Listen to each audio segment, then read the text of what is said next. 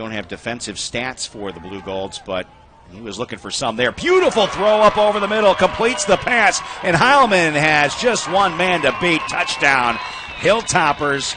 They go 58 yards for the touchdown score, and Heilman is a big play receiver. That's what Coach Yash wanted to do this week. A lot of speed. I mean, that's going to open up the outsides later, but going back to that play, beautiful throw by Skifton, just floated that over the middle. I will tell you, Rick, I've got a few alumni in the stands. Noah Fredrickson, Jalen Zubich, and I can't recognize the other one, but a couple of the alumni here watching as well. Part of that super crew of last year's offense. Boy, those guys were outstanding. Oh, hitting the backfield and then eventually wrapped up and brought down by Alex Duran. And the Hilltoppers say they've gotten the football on a turnover. What a defensive stand. Duran finished it off, knocked the ball loose, and the Hilltoppers recovered. Mr. History. 2nd down and 10. Noah Skifton. Nice deep ball. It's caught. Landon Skemp reaches out, hangs on, and what a throw. A timing route there by Noah Skifton. He just got it right into the breadbasket. Yeah, and Skemp again, I mean, he just has such good technique getting to the outside, used his hands to break away and make a beautiful catch. So the Hilltoppers get out of their own end zone there and now set up 1st and 10 from their own 32. This time it'll be a handoff, and the whole team moving ahead with Franzini, who's finally knocked down after a pickup at 12. Boy, you weren't going to get him down. He was like the Energizer Bunny right there. Yeah, great run by Franzini, and he, goes initially to the right, cuts back inside, taking like 3 tacklers with him. That was a beautiful run. Franzini shifts to the right side of his quarterback. Handoff, Franzini gets through the tackle, still on his feet, scoots to the right. He has one man to beat. He's brought down at the last second by Conley Malone. And boy, Franzini has really made some space for himself. He ducked right under a tackle and then evaded a couple more. 1st and goal now from the 6-yard line. Here's Skifton, throws left, looking, Skimp, one-handed, and he made the catch, but a flag has been thrown. That was OBJ-like right there. For Landon Skemp, one-handed, he takes the ball in a spiral and then comes down with it. We talked about that last week, Rick, that maybe you go ahead and take the height, take a shot, let the big guy go get it, and that time one-handed it. I think it'll be pass interference on the defense will be the call. Hopefully it's not offensive. Declined. Yeah, because that was a great play by Skemp. Oh, my. Again, Salvadelli throws left, completes his pass. Murfeld looking for blockers, showing good speed down the sideline. He is going to go all the way. Murfeld with a touchdown reception, his first of the season. We were just talking about how, boy, he's caught a lot of balls, but he hasn't gotten it to Pater. He does it right there. Yeah, showed some speed that time, the junior did. Good setup on that wide receiver screen and great blocking on the edges that time.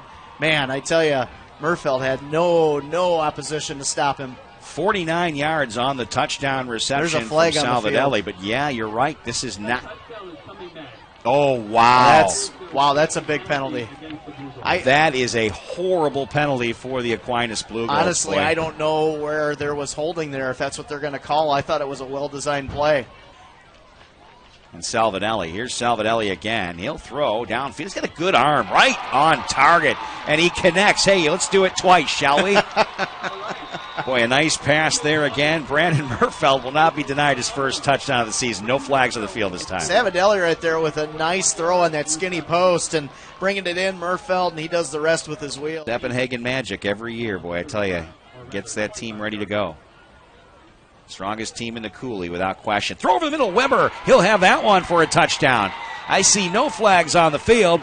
A 25-yard touchdown pass, Noah Skifton to Jack Weber, and the Hilltoppers increase their lead. Again, a seam route. And here's the thing. I mean, when you have these running plays and you're able to kind of work the ball in the middle of the field passing, that's going to open that up. Those linebackers are going to react to the run to kind of see what's going on. Good patience. Some things to prove after last week's game. Again, different opponent, but here's Franzini making it look easy, almost untouched as he dances into the end zone for another Hilltoppers touchdown. Yeah. Now it's 34-6. Yeah, Jimmy Decker that time with a great block to seal that outside rush, and Franzini saw it, bounced right off into the end zone. Watch Skemp, left side. Skifton to Skemp to the end zone. Skemp, touchdown, Hilltoppers. Skemp makes it look easy, very sample-like, if you will.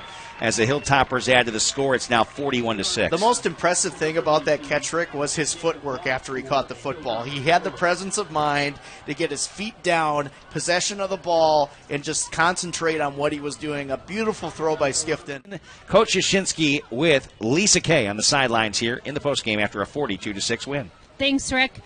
Coach, another win for the Toppers. That puts us kind of back and brings back the confidence. How do you think you guys ended the second half? We played much better, more disciplined. You know, it's good to get young guys in. Sideline had a lot of energy. Kids finished on a positive note. So, you know, it's a good win. It's good to be back in the win column and get ready for Logan here. Now, I see that Justin Parker was back in. Is that correct? Yeah, he's healthy. He was cleared to play 2 weeks ago, so he's got to have his 10 days, and he was ready tonight. And I don't know if you know this, but I renamed Justin Parker. He's no longer JP. He is AB for ankle breaker. Nobody needs to know that he breaks his own ankles, but I thought it sounded pretty tough. Do you like it? Yeah, we're glad to have him back. He's a hard-nosed kid who works hard. So we're missing a lot of guys to start. It's good to have him back, and hopefully, hopefully he can help us in the secondary. Do you have any ideas on who may be able to return for Logan next week? I'm not sure. I'm hoping Lubinsky's back. The two linemen for sure will not.